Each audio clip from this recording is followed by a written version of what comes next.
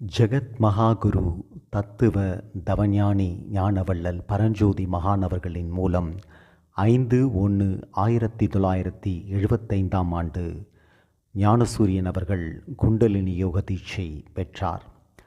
இவருக்கு மகான் மூலம் ஞானசூரியன் என்று பெயர் வைக்கப்பட்டது.